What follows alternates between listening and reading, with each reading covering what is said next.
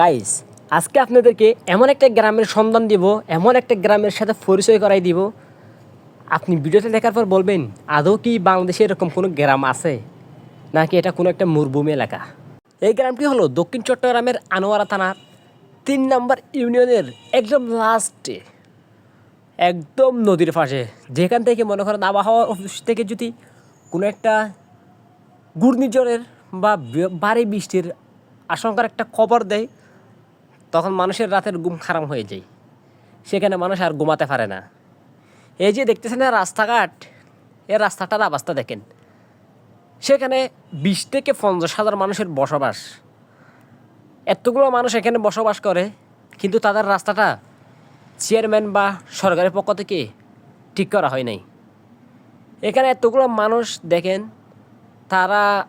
তাদের কাজ হচ্ছে তারা মাছ শিকার করে, তারা জেলে।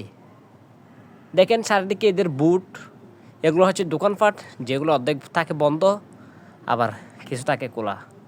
কারণ তাদের বাজারগুলো করতে হয় অনেক দূর থেকে। ৪ নম্বর ইউনিয়নের বোটতলি রুস্তম হাট থেকেই তারা পাইকারি বাজারগুলো কিনে এনে তারপরে এখানে বিক্রি করে। বা তারা সবাই মিলে শহর, আমার মনে হয় না শহর থেকে তারা একেবারে মাল নেই, কারণ ছোটোখাটো দোকান, ছোটোখাটো একটা এলাকা গ্রাম। এই দেখেন এই গ্রামের রাস্তাঘাট, এই রাস্তাঘাট কি সরকারে ঠিক করতে পারে নাকি পারে না? আপনারাই বলেন। এখানে ৩০ থেকে ৫০ হাজার, ২০ থেকে ৫০ হাজার মানুষের বসবাস। এই এলাকায় শত শত হাজার হাজার সন্তান আছে, শিশু আছে। তাদের শিক্ষার অভাব, কারণ তারা শিক্ষা পায় না। তারা এখানে একটা ভালো বিদ্যালয় নাই। যে এলাকায় একটা ভালো রাস্তা নাই, সেখানে বিদ্যালয়ের আশা তো করাই যায় না। আপনারা একটা লক্ষ্য করেন, আচ্ছা জেলের ছেলে কি জেলে হবে? এরকম কোথাও কি লেখা আছে? জেলের ছেলে উকিল হতে পারে না, পুলিশ হতে পারে না? তাহলে এরা কি দোষ করলো? এদেরকে রাস্তাঘাট ঠিক নাই, তাদেরকে একটা ভালো বিদ্যালয় নাই, স্কুল নাই। স্কুল আছে তাও অনেক দূর হেঁটে যেতে হয়। এত দূর হেঁটে গিয়ে একটা ছেলে যদি ৩-৪ কিলো হেঁটে যায়, একটা শিশু ঠিকভাবে স্কুলে গিয়ে পড়ালেখা করবে? বা গাড়িতে করে গেলে সে রাস্তাটা তো থাকতে হবে গাড়ির, যেখানে ভালো একটা গাড়ি চলাচল করবে। আপনারা একবার লক্ষ্য করেন, এই রাস্তার অবস্থাটা দেখেন। এই রাস্তাটা কেমন হয়েছে?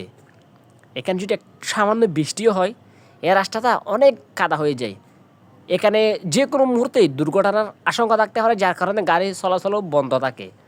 দেখতেছেন রাস্তার চারিপাশে জাল, নৌকা সব।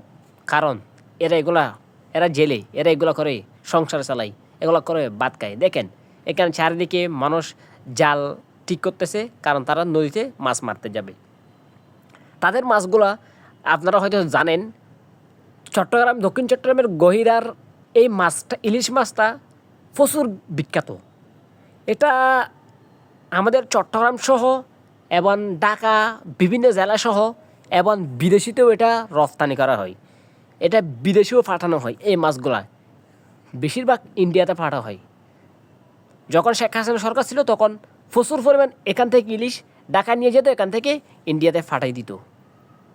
এই যে আপনারা দেখতেছেন না এই রাস্তাঘাট, এখানে এতগুলো মানুষ বসবাস করে। এখান থেকে মনে করেন যে মাছগুলো শিকার করে, এগুলো বিক্রি হয় না। এখান থেকে সরকার একটা বেনিফিট পাচ্ছে না, একটা প্রফিট হচ্ছে না সরকার অ্যাকাউন্টে। দেখেন এরা কি জালগুলো কি বুটগুলো কি নদীতে মাগনা মারে? এটা টাকা খরচ করে না, এখানে সরকারকে টাকা দেয় না। আমাদের শহরে দেখেন একটা রাস্তা চারিদিকে রাইট, সরকারি পক্ষ থেকে বিল দেওয়া হয়। কারণ আমরা সরকার একটা ট্যাক্স দিছি, তাহলে এরা দিচ্ছে না? এরাও তো দিচ্ছে। হয়তো শহর হিসেবে আমাদেরকে একটু বেশি আর এদের একটু কম, এটাই। তাহলে তাদের রাস্তাটা কেন ঠিক করা হয় নাই? তারা মানুষগুলো যে এখানে এতগুলো মানুষ বসবাস করে, তারা যে চলাচল করবে, এই রাস্তাটা এখানে আছে দেখতেছেন। দেখেন রাস্তাটা কত ভাঙাচোরা। দেখেন একটা মাটির রাস্তা, যদি একটা দুর্ঘটনা হয় তাহলে হয়তো ওইদিকে বিলে পড়বে, না হয় এদিকে নদীতে পড়বে। তাহলে দেখেন মানুষের ক্ষতি হবে না? এই মানুষগুলো এখানে চলাচল করবে কি করে? আমরা যখন এই রাস্তাটা ভিডিও করতেছি এই রাস্তা দিয়ে, তখন সবাই আমাদেরকে সাংবাদিক মনে করলো। সাংবাদিক মনে করে বললো আমাদেরকে রাস্তাটার কথা বলতে। তা এখন আমরা কি বলবো? ওনাদের তো কোনো একটা জবাবও দিতে পারি নাই, কারণ এই রাস্তাটা দেখে আমাদের বলার মতো তো দেখতেছি না কিছু আছে।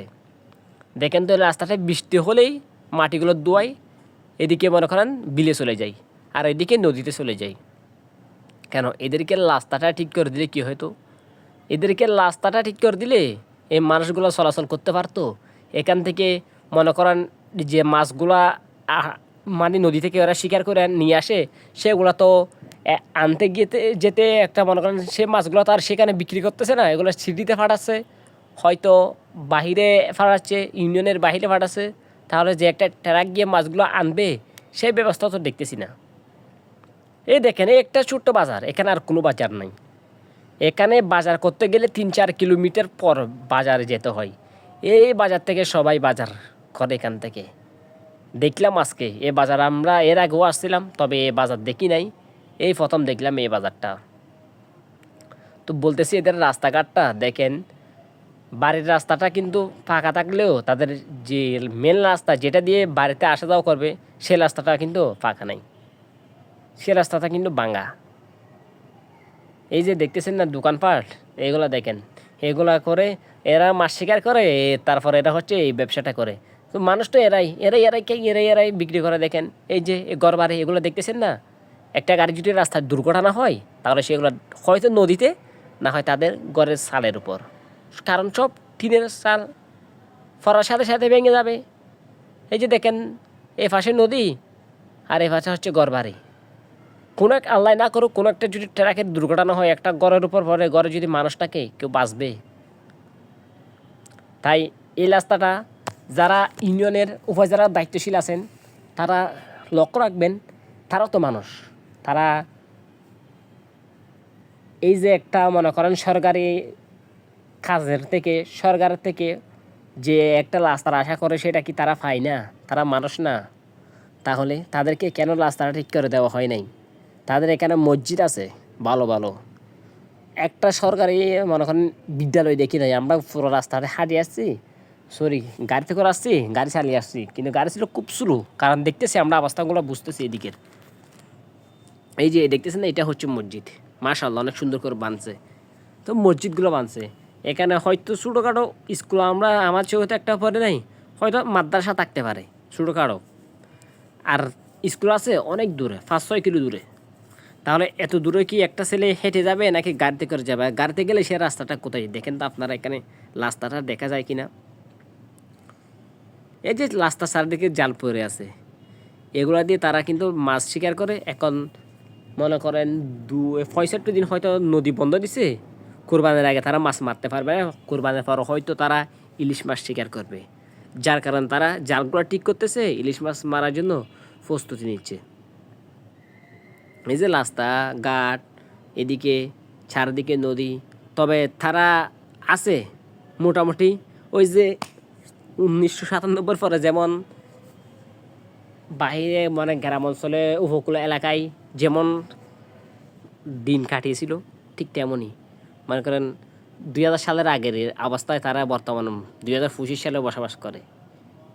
এই যে এটা হচ্ছে সুইচ মুখ, এই পার পানি নদী, ওই পারে জমে থাকা পানিগুলো নদীতে আসার জন্য।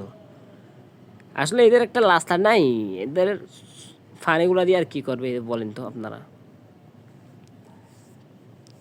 হয়তো পানিটা দিছে এদের ভালোর জন্য, কারণ এইখানে পানির মাঝখানে মনে করেন দুনো পাশেই নদী, মাঝখানে এরা বসবাস করে।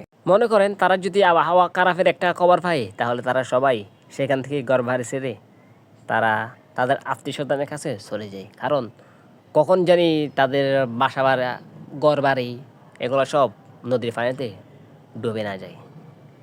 এ বয়ে থাকে তারা সবাই সবসময়, কারণ তাদের দুনো পাশে যে খাঁটি নদীর পাশে, সেই খাঁটিটা কিন্তু ঠিক নেই, যে কোনো সময় ভেঙে যেতে পারে। মানুষ চলাচলের যে একটা সুযোগ সুবিধা সেটা নাই। অথচ দেখেন এখান থেকে এটা হচ্ছে নদীর পার, দেখেন এলাকাটা কত সুন্দর। এটা হচ্ছে প্যারাবন, গহিরা প্যারাবন এলাকা, দেখেন কত সুন্দর এলাকাটা দেখতে, মাশাআল্লাহ অনেক সুন্দর ভিউ। দেখেন এই পাশের রাস্তাটা ঠিক আছে, কিন্তু এইদিকে তো মানুষ নাই, মানুষটা আসে আরও ওইদিকে। তাহলে ওইদিকে রাস্তাটা ঠিক করে দিলে কী হয়? সবাই এলাকায় আসবেন ঘুরতে, দেখবেন কেমন হয়েছে, অবশ্যই জানাবেন। সবাই আল্লাহ হাফেজ, ভালো থাকবেন।